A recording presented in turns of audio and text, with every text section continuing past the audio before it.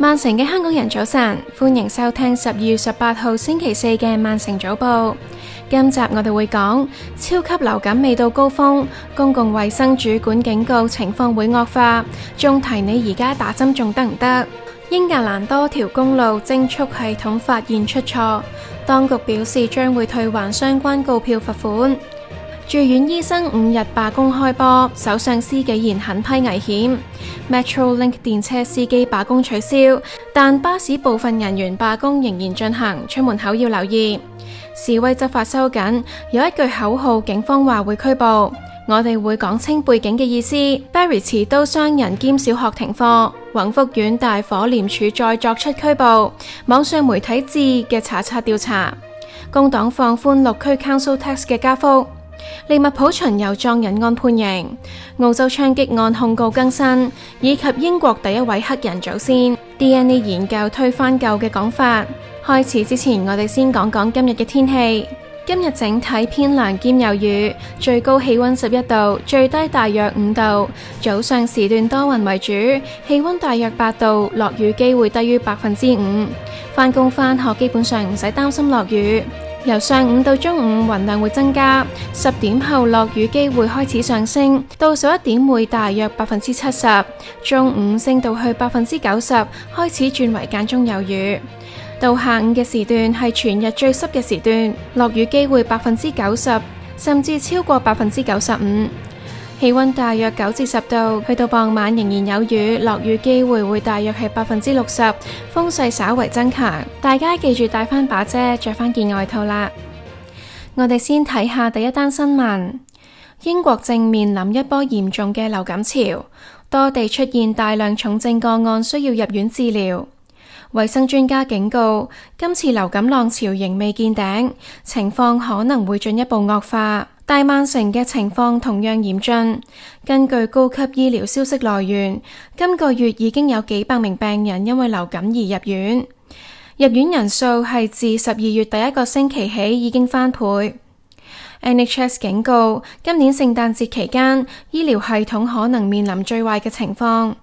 曼城市公共衛生總監 Dr. Cordell Ofori 接受傳媒訪問嘅時候解釋，今年流行嘅 H3N2 病毒傳播得比往年更加早、更加急速，特別受影響嘅係5至14歲嘅兒童，佢哋因為長時間喺學校一齊活動，被形容為超級傳播者。今次嘅病毒出現多次變異令病毒對治療同埋疫苗有更加高嘅抗性。亦代表社會原本嘅免疫力，無論來自舊疫苗定之前嘅感染，都冇以前咁有效。結果係更加多人容易中招，病毒傳播速度更加快，而且病情普遍比以往嚴重。Dr. Ofori 就話，今年流感導致更加多人病得好重，入院個案顯著增加，流感併發症比往年更加多，包括肺炎同埋敗血症等嚴重情況。佢話今年情況比正常年份同一個時間嚴重得更加多，入院率明顯高於平均。呢一個趨勢顯示流感浪潮仍未見頂。佢警告情況好大機會會先惡化，然後先慢慢好轉。對於市民最關心嘅問題係，如果而家先嚟打流感針會唔會太遲？佢就話完全唔遲。佢解釋，流感疫苗接種後即時開始發揮作用，雖然保護力需要大約2星期先達到最高，但由接種當日開始，身體已經開始建立防護。Dr. Ofori 特別提醒，聖誕節期間家庭聚會頻繁，當中可能包括長者、幼童或者係免疫力較弱嘅人士。有部分人因為病情，例如癌症，未必適合接種疫苗，但係佢哋一旦感染流感，風險會非常高，所以其他家庭成員接種疫苗，等於為佢哋建立保護圈。公共衛生部門都留意到，今年部分高風險群組接種率有上升，孕婦嘅接種率比以往高，2至3歲幼童接種率亦有所提升。佢亦呼籲65歲以上嘅人士、有長期疾病嘅人士、仍未接種疫苗嘅應該盡快安排。如果唔肯定自己符唔符合資格，可以向家庭醫生諮詢。佢亦提醒基本防疫措施仍然有效，包括勤洗手、使用紙巾、打乞嗤要遮住口鼻、用完即棄。佢指出，疫情後大家對呢一啲習慣有所鬆懈，但而家再次變得非常重要。喺人多嘅地方能夠開窗通風亦有幫助。免費流感疫苗嘅對象包括孕婦、2至3歲幼童、學齡兒童、65歲以上人士、有長期健康問題人士、護理院舍嘅住客、無薪照顧者、免疫力低下人士嘅密切接觸者、前線社福工作者。大曼城多個地區正加開疫苗診所，包括流動接種、即場 walk-in， 甚至上門接種，亦有專為無家可歸人士設立嘅疫苗站。部分中心每星期固定提供服務，未符合免費資格嘅人士亦可於藥房自費接種，費用大約18至20英鎊。英國初級醫生，即係現稱為住院醫生，由尋日早上7點開始展開為期5日嘅全國罷工。首相施紀賢表示，今次行動係危險，亦都極不負責任，並呼籲醫生唔好放棄病人，同政府一齊改善工作環境，重建 NHS。今次係住院醫生就薪酬問題進行嘅第14次罷工行動。醫生工會 BMA 表示，要求政府提出一個真正長遠嘅方案，補償多年來追唔上通脹嘅加薪幅度，同時增加真正新增嘅專科培訓名額，而唔係重複分配舊位。NHS 管理層表示，正值流感同埋冬季疾病高峰，醫院將難以維持部分原定嘅非緊急服務。工會就強調會同 NHS 合作，確保病人安全。保守黨黨魁柏丹拿就批評施紀賢已經被工會牽住鼻子走，失去控制。BMA 住院醫生代表 Jack Letcher 醫生就話，醫生再度罷工係因為政府仍未提出可信方案解決薪酬同埋職位短缺嘅問題。佢話醫生唔係要求特權，而係停止實質減薪。政府同工會喺星期二進行咗長達5小時嘅會談，但最終未能達成共識。衛生大臣施卓天表示，情況已經相當嚴峻，醫院人手緊張，對病人同埋其他醫護都會構成壓力。NHS England 就話，急症同埋緊急服務仍會維持，但部分手術同埋療程可能延誤或者取消。當局呼籲市民，如非危及生命，可以先使用 NHS 111線上服務。緊急情況仍然應該致電999或者前往急症室。原定於今個週末以及除夕夜舉行嘅大曼城 Metrolink 電車司機罷工已經取消。工會 Unite 就話，已經接納由營運商 Keolis Amey Metrolink 提出嘅新協議，解決司機長期面對嘅疲勞同埋輪班問題。工會早前指出，部分司機曾經連續工作多達6日，休息不足，對安全構成風險。根據新協議，司機連續駕駛時間將會由5個半鐘縮短至5個鐘。6日連續上班安排會被取消，並額外增加2日休息日，而每間工作時間亦會由9個半鐘減至9個鐘。Unite 秘書長 Sharon Graham 就話，今次協議既改善疲勞問題，亦會為部分員工帶來實質加薪，形容係一次重要嘅成果。Keolis Amey Metrolink 管理層確認會立即落實新安排，並表示喺協議達成之後，電車服務將會於年尾繁忙時段如常運作。大曼城交通局就話，呢一個係代表聖誕前最後一個週末，市民乘搭電車唔會受影響。不過要留意，雖然電車司機罷工取消，但係大約200名嘅大曼城交通局巴士相關員工，包括售票同埋乘客服務人員，原定喺星期5同埋星期6嘅罷工仍然會如常進行。市民出行之前記住留意最新嘅交通消息。大曼城警方宣布將會就反猶太仇恨行動採取更加嚴厲嘅執法行動。未來喺示威或者公開場合高聲呼喊某一啲口號，警方將會即時拘捕。大曼城警方同埋倫敦都會警察喺尋日發表聯合聲明，表示會以加強版執法方式處理涉及仇恨嘅言行。警方點名指出，包括 Globalize the Intifada 呢一類口號喺目前安全形勢下已經構成可以即時執法嘅情況。警方表示，自2023年以來，反猶太仇恨案明顯上升，示威活動升溫，網上仇恨言論亦持續增加。而喺近日，曼城 Crumpsall 猶太會堂喺贖罪日遭到襲擊，以及澳洲海灘嘅槍擊案，警方認為整體安全風險已經出現明顯嘅轉變。警方解釋背景指出 ，Intifada 呢一個字源自於中東地區，歷史上同針對以色列嘅暴力起義行動有關。警方強調，喺近期多宗針對猶太社群嘅暴力同埋恐怖事件之後，相關口號已經被視為可能煽動仇恨或暴力嘅用語。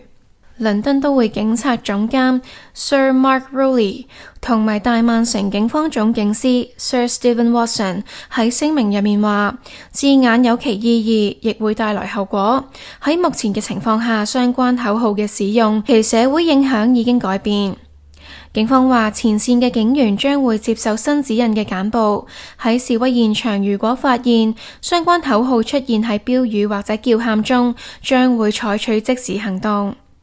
警方同時表示，會加強猶太會堂、學校以及社區設施周邊嘅可見巡邏同保安措施。警方強調，市民仍然可以合法表達政治立場，但任何構成威嚇、仇恨或者可能煽動暴力嘅行為都唔會被容忍。大曼城 Bury 發生持刀傷人事件，區內一間小學因為警方調查需要，被迫停課一日。事發喺12月16號晚上大約9點半，警方接報話 Cecil Street 發生持刀襲擊。涉事地點係 Bury 市中心，鄰近 Bury Market 停車場，亦正係夾喺 Holy Trinity Primary School 同埋 St Mary RC Primary School 之間。警方其後封鎖 Cecil Street 一帶，並列為法證調查現場。調查工作持續到星期三早上。受警方建議影響 ，Holy Trinity Primary School 喺尋日全日停課，家長被要求無需送子女返學。大曼城警方亦確認一名19歲男子喺事件入面受傷送院，傷勢並非危及生命，亦不屬於永久性傷害。警方其後發聲明表示，事件發生喺放學後嘅街道上面，任何時間學生同教職員都冇處於危險之中。警方強調，停課屬於預防性措施，以配合警方調查，並以校內社群安全為首要考慮。Holy Trinity Primary School 就話，學校將於今日如常復課。警方同時表示，案件仍然調查中，目前已經有4人被捕，包括2名23歲男子以及2名16歲少年。4人涉嫌意圖傷人，正被警方扣留問話。警方呼籲任何掌握相關資料嘅市民，請主動同警方聯絡。大埔宏福苑5級火警調查有新進展，廉政公署公布再拘捕宏福苑新舊業主立案法團主席，被捕人士包括舊法團主席鄧國權以及新主席徐滿金，2人接受調查後於傍晚先後離開廉署總部。徐滿金離開嘅時候被追問到訪廉署嘅原因，佢回應話所有嘢都唔講得，拒絕進一步回應。鄧國權就喺廉署逗留咗超過半個鐘後離開。面對傳媒追問，佢多次表示冇嘢講。記者問及係咪受邀到廉署，佢點頭確認，但問到受邀原因，佢表示唔知。對於有記者追問係咪感到愧疚，係咪對死傷者家屬道歉，佢一概拒絕回應。宏福苑早前發生5級大火，造成多人死傷。事故涉及屋苑大維修工程期間使用高度易燃物料，包括封窗發泡膠板以及不合乎阻燃標準嘅棚架防護網。廉署早前已經拘捕工程顧問、承建商同埋搭棚判頭等12人，今次再拘捕新舊法團主席。累計被捕人數增加到14人。廉政專員胡英明話，調查顯示有人以低價購入大量不合標準棚網，並只係喺抽查前局部更換合格物料以應付檢測。回應名原定外訪行程亦已經取消，留港親自監督宏福苑火警相關貪污調查。而網上媒體自就宏福苑大火做咗一篇深入嘅調查報道，報道重點放喺大維修工程顧問公司鴻毅建築師。記者翻查香港同內地公司註冊資料，發現鴻毅建築師大股東黃合賢喺內地持有同名建材相關公司。報道亦追查黃合賢另一間內地公司嘅登記資料同地址。記者實地到河源市東源縣視察，指註冊地址疑似已經停運，周邊亦屬於建材集中地帶。有工程師接受訪問嘅時候質疑，顧問公司本身負責監察承建商、監修物料，如果背後同時涉足建材生意，可能構成潛在利益衝突。報道同時提到，法團、物管公司同埋市建局招標妥制度之下嘅背景審查同利益申報機制可能存在漏洞，一般居民難以得知。至亦向市建局查詢相關利益申報安排，市建局回應合約範本已經包含利益衝突申報條文，但因為執法部門調查中不宜披露宏福苑維修工程資料。而黃合賢就回覆記者表示，案件已經進入法律程序，拒絕回答。如果想睇完整調查、查冊資料同埋現場採訪細節，詳細報道請瀏覽至嘅網站，我會放喺影片嘅資訊欄。英格蘭多條 A 公路同埋高速公路嘅可變增速攝影機系統出現技術問題，導致部分車輛被錯誤記錄為超速。負責管理英國高速公路嘅機構 National Highways 就話，警方將會聯絡受影響嘅司機，並會退還已繳交嘅罰款同埋撤銷記分。National Highways 發現，自從2021年以來，上述公路一共出現咗2650宗錯誤觸發增速攝影機嘅個案。問題係源於智能公路上面可變車速顯示牌同增速攝影機之間出現咗大約10秒嘅數據延誤，以致攝影機喺車速限制已經上調嘅情況下，未能即時更新數據，並以舊有較低嘅時速作為車輛超速與否嘅判定標準。當局已經就事件致歉，又話已經推出臨時方案，向警方提供額外數據去過濾錯誤嘅記錄。警方目前已經暫停根據呢一啲可變增速攝影機嘅資料發出告票。運輸部話事件未有影響道路安全，又強調未來唔會再有人因為系統出錯而被錯誤檢控。工黨政府宣布容許英格蘭南部以倫敦為主嘅6個地方政府喺未來2年無需公投，直接將 Council Tax 加幅提高至超過 5%。涉及嘅6個地區包括 Kensington and Chelsea、Westminster、Wandsworth、Hammersmith and Fulham、City of London 同埋 Windsor and Maidenhead。政府解釋呢一啲地區喺新一輪撥款制度之下，將會因為資源重新分配而失去部分中央資助，所以俾佢哋更加大嘅加稅彈性作補償。新制度將會喺2026年起分3年推行，目標係將更加多嘅政府資金轉移到貧困程度較高以及係低 Council Tax Band 物業比例較多嘅地區。工黨話有唔少較貧困地區喺2010年代緊縮政策期間承受較大削減，而現行嘅撥款公式自2013年後未再更新，已經無法反映實際服務需求。雖然政府上個月已經調整計算方式，將房屋成本納入貧困指標，以減輕對倫敦市中心嘅影響，但智庫仍然指出，今次獲准加稅嘅6個地區仍然屬於中央資助跌幅最大嘅一群。政府話呢6個地區嘅 Council Tax 本身屬於全國偏低水平， Band D 住戶每年比全國平均低大約450磅至到1280磅，所以認為有加稅嘅空間。反對黨保守黨就批評新制度係懲罰低稅率、理財審慎嘅議會，又指取消公投限制會令居民面對更加大幅度嘅加稅。Reform UK 亦質疑方案會令鄉郊地區被忽視，資金集中流向倫敦同埋城市議會。政府同時確認，出年全英國地方政府整體撥款將會增加大約39英鎊，升幅大約5.8%。前提係假設所有議會將 Council Tax 加到法定上限。一名男子喺利物浦足球會奪冠巡遊期間，駕車衝入人群，造成超過130人受傷，被法庭判監21年半。54歲被告 Paul Doyle 喺2025年5月26號傍晚喺 Water Street 一帶將私家車當成武器，多次加速衝向散場中嘅球迷。法官形容被告當時處於失控暴怒狀態，行為造成極大恐慌，對生命嘅漠視超出常理。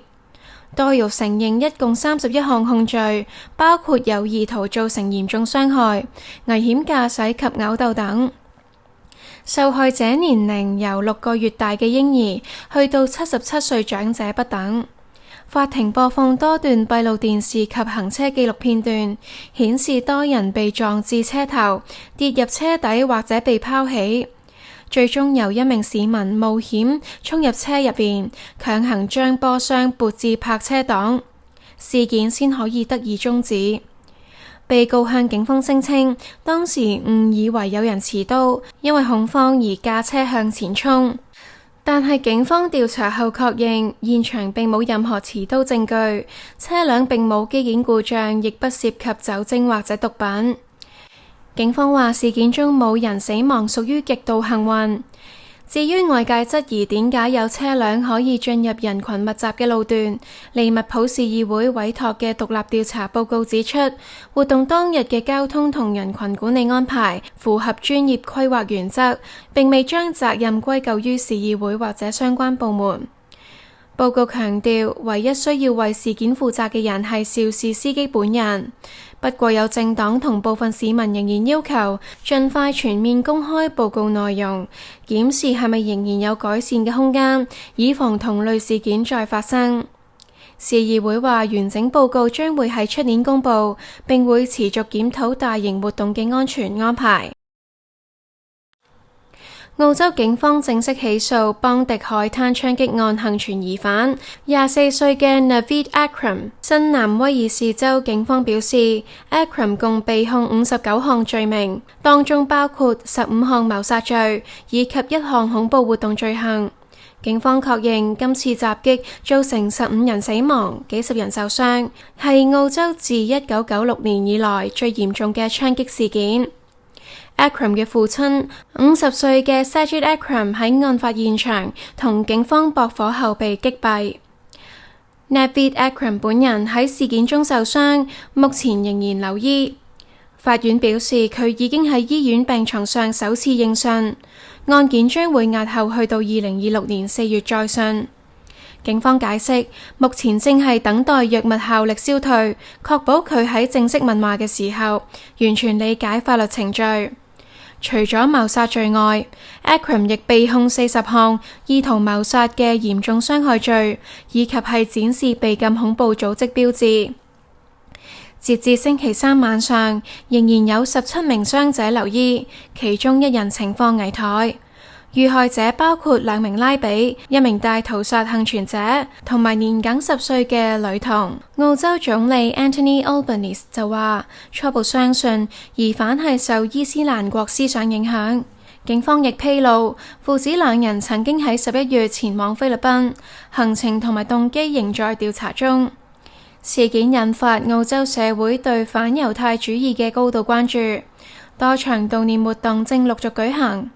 警方強調，調查仍在進行，會追查所有相關背景同埋支援網絡。科學家最新研究指出，一直被稱為英國第一位黑人嘅古代遺骸，其實並無證據顯示來自撒哈拉以南非洲。呢一具骸骨屬於羅馬時期，距今大約1700至1900年前。過去多年，佢被形容為英國最早期嘅非洲人之一，更曾經被媒體稱為第一位黑人英國人。但係最新嘅 DNA 分析顯示，佢嘅基因同英國鄉郊地區居民高度相似。研究團隊表示，佢好可能係擁有藍眼睛、淺至中等膚色，以及係較淺嘅頭髮。呢一個同早年根據頭骨重建嘅形象，黑色捲髮、深色皮膚、啡色眼睛出現明顯嘅落差。至於 Beachy Head Lady 係邊一個呢？呢一具骸骨喺2012年英國嘅 Sussex 嘅東部喺 Eastbourne 市政廳地庫被發現，當時個箱上面就只係表示 Beachy Head 1959，所以佢被命名為 Beachy Head Lady。放射性碳定年顯示佢生活喺公元129至311年。研究推算佢去世嘅時候年齡介乎18至25歲，身高大約5尺。至於點解佢會被誤認為係黑人祖先呢？2013年有研究根據頭骨形態分析，推斷佢可能係嚟自撒哈拉以南嘅非洲。相關說法迅速被多間媒體引用，並寫入教材、書籍同埋學術文章。不過隨住 DNA 技術進步，科學家取得更加高質素嘅遺傳資料，結果推翻咗早年嘅定論。研究指出，佢更加可能係英國南部沿岸成長，飲食中魚類比例較高，同海岸生活一致，但係目前仍然無法確定死因。呢一項研究已經喺 Journal of Archaeological Science 學術期刊發表，由英國自然歷史博物館、倫敦大學學院、Reading 大學同埋 Liverpool John Moores 大學等機構共同完成。研究人員強調，呢一次發現提醒公眾，單靠外貌重建唔足以判斷族裔來源，科學證據必須隨技術更新而修正。今日嘅曼城早報就嚟到呢一度，好多謝你每日早上花少少時間聽我講新聞，好開心可以陪住你開始新嘅一日。如果你覺得呢個節目幫到你，或者中意有人用廣東話為曼城嘅香港人報道英國新聞，記住 Like、Subscribe 同埋 Share 俾身邊嘅朋友。曼城早報會逢星期1到5都會更新，希望可以陪你嘆早餐、搭車返工返學，做你每日嘅曼城廣東話早晨節目。祝你今日工作順利，身體健康，心情愉快。我哋聽日再見啦，拜拜。